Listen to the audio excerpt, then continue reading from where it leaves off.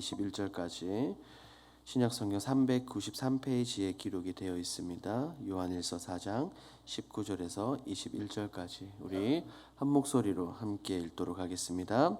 우리가 사랑하면 그가 먼저 우리를 사랑하셨음이라.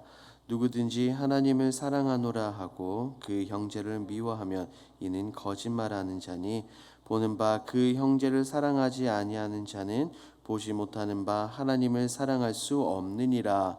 우리가 이 계명을 주께 받았나니 하나님을 사랑하는 자는 또한 그 형제를 사랑할지니라. 아멘.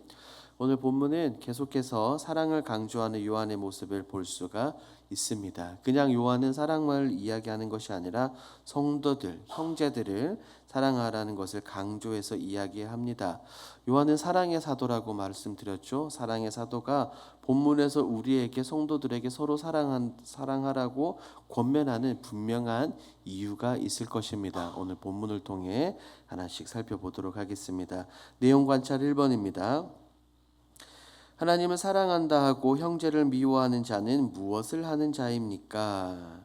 입술로 하나님을 사랑한다 말하고 다른 사람을 사랑하지 않으면 그는 거짓말하는 자다라고 요한은 분명하게 이야기를 합니다. 눈에 보이는 사람을 사랑하지도 않는데 어찌 눈에 보이지 않는 하나님을 사랑할 수 있겠냐는 요한의 어떻게 보면 굉장히 직설적인 그의 표현이 담겨 있습니다. 하나님을 사랑하는 우리 사람들, 하나님 사랑에 대한 반응은 반드시 두 가지가 동시에 일어나야 합니다. 첫 번째, 하나님 사랑과 두 번째, 이웃 사랑이죠. 요한은 그의 공동체 그리스도인들을 향해서 분명하게 이야기합니다. 아마도 당시 입술로만 사랑한다라고 표현을 하고 실제로는 삶 가운데서 그 사랑을 정확하게 표현하지 않고 나타내지 않았기 때문에 요한은 지금 공동체를 향해 이것을 강조하는 것이 아닌가 생각되어집니다. 내용 관찰 2번입니다. 성도들이 받은 계명은 무엇입니까?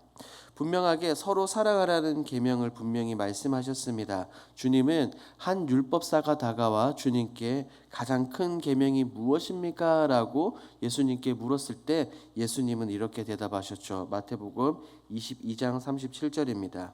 내 마음을 다하고 목숨을 다하고 뜻을 다하여 주 너의 하나님을 사랑하라. 39절 둘째도 그와 같으니 내 이웃을 내 자신같이 사랑하라 하셨으니라고 우리 주님은 분명하게 말씀하셨습니다.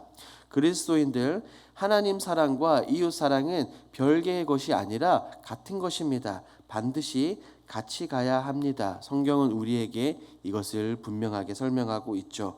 여러분들은 어떻습니까? 이웃을 사랑하고 하나님을 사랑하라는 이 하나님의 말씀에 전적으로 순종하고 계신지 스스로 질문해 볼 필요가 있습니다. 3번 연구와 묵상을 보겠습니다.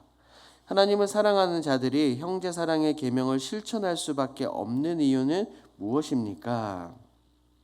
하나님께서 가지신 여러 가지 속성 중 하나가 바로 사랑입니다. 그래서 우리가 하나님을 이야기할 때 하나님을 부를 때 우리는 사랑의 하나님이라고 이렇게 이야기를 합니다. 우리 모두는 하나님으로부터 사랑을 받은 하나님의 자녀입니다. 그렇기 때문에 당연히 하나님의 사랑을 알고 그대로 실천해야 합니다. 이 하나님의 사랑을 실천하는 것은 우리가 교회 안이 아니라 교회에서도 하나님의 사랑을 실천하고 밖에 나아가서 가정과 직장과 우리의 삶의 현장 가운데서 그 사랑을 반드시 드러내야 합니다. 그리고 또 한 가지 덧붙여서 생각해 볼 것은 우리가 세상의 다른 사람들을 사랑해야 될 분명한 이유는 우리 그리스도인뿐 아니라 믿지 않는 사람들, 이 세상 모든 사람들 역시 우리와 똑같은 하나님의 형상으로 지음을 받았기 때문입니다. 그렇기 때문에 내 생각으로 내가 보기에 사랑하지 못할 것 같은 사람이라 할지라도 하나님이 주시는 마음으로 예수 그리스도의 마음으로 우리가 다른 사람들을 사랑하고 감싸 안아야 됩니다. 이미 우리는 말로 표현할 수 없는 놀라운 사랑을 경험한 사람들이기 때문이죠. 이 놀라운 사랑을 직접 삶 가운데 드러내어 말씀에 순종하여 그 사랑을 실천하는 저와 여러분들이 되길 주님의 이름으로 축복합니다. 4번 느낀 점으로 가보겠습니다. 4번 하나님을 사랑하는 것과 형제 사랑의 계명이 동등하다는 말씀을 보면 무엇을 느낍니까? 먼저 사랑은 표현이라는 것을 먼저 생각해 봅니다.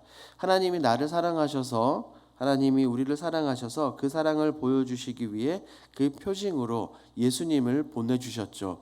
우리가 이미 살펴본 것처럼 예수님은 우리를 위한 화목 제물이 되어 주셨습니다. 우리는 직접 예수님을 성경을 통해 직접 보고 경험하고 그 사랑을 느낄 수 있습니다.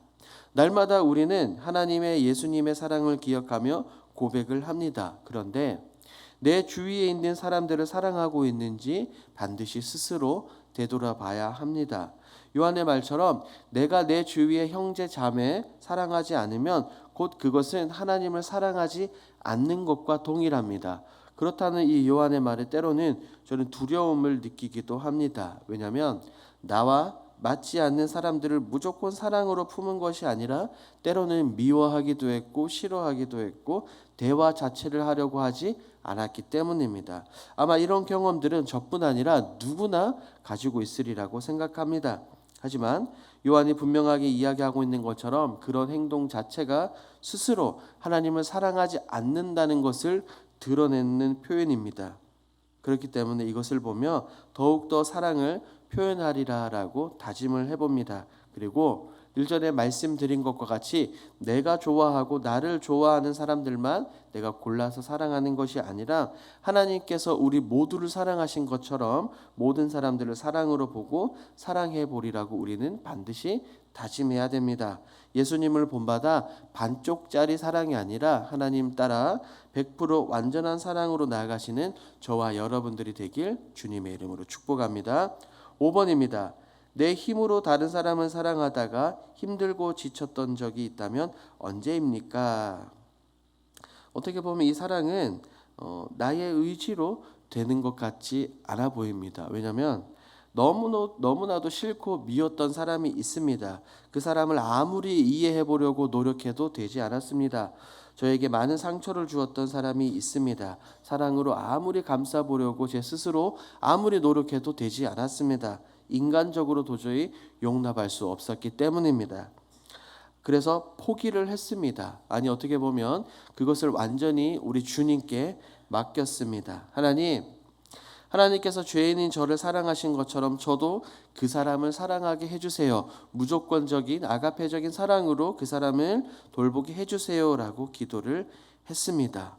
너무나도 감사하게도 아직 그 상처가 100% 완전히 아물지는 않았지만 이제는 그 사람을 미워하지는 않습니다. 오히려 그 사람을 긍휼히 바라보게 되었고 그 사람을 통해 이제야 하나님의 사랑이 무엇인지 일방적인 주님의 베풀어 주시는 사랑이 어떤 것인지 조금은 깨닫게 되었습니다. 혹시나 여러분들 가운데도 그런 경험이 있으십니까? 그럴 때 주님을 생각하고 붙드십시오. 우리가 본받아야 될 우리 주님은 그렇게 하셨습니다. 도저히 이해되지 않는 순간에도 불구하고 주님은 그렇게 하셨습니다. 사람들을 향해 군사들을 향해 불붙는 분노를 표출한 것이 아니라 하나님의 마음으로 주님의 사랑으로 그들을 감싸 안고 오히려 그들을 위해 기도하여 주셨습니다. 그러니 우리 그리스도인들도 주님의 마음을 따라 이 사랑을 가지고 품어야 됩니다. 이런 주님의 모습을 본받아 지치지 않는 이 사랑으로 많은 사람들을 품으시는 저와 여러분들이 되길 주님의 이름으로 축복합니다. 5-1번입니다. 주님께 접붙임받아 날마다 주님의 사랑을 공급받고 그 사랑을 흘려보내기 위해 무엇을 결단하겠습니까? 먼저는 하나님의 사랑을 내가 먼저 깨닫고 묵상해야 합니다. 하나님의 사랑을 내가 먼저 진심으로 깨달아야 그 사랑을 다른 곳으로 흘려보낼 수 있습니다. 제가 굉장히 좋아하는 문장이 있습니다. 이것은 이겁니다.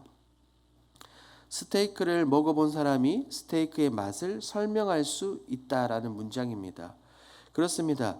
내가 먼저 하나님이 베풀어 주신 예수님이 베풀어 주신 그 놀라운 사랑을 경험해야만 반드시 그 사랑을 다른 사람들에게 설명하고 그 사랑을 표현할 수 있습니다. 그렇기 때문에 말씀을 통해 하나님의 사랑을 경험하십시오.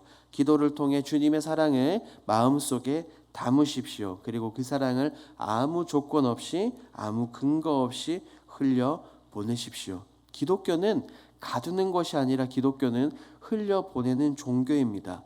고이고 쌓이면 어떻게 됩니까? 결국 사해처럼 죽음받아 썩어버립니다. 그러므로 날마다 주님과 함께 동행하시며 그 사랑을 깨닫고 삶 속에서 그 사랑을 마음껏 흘려보내십시오. 우리 주님은 그렇게 말씀하셨습니다.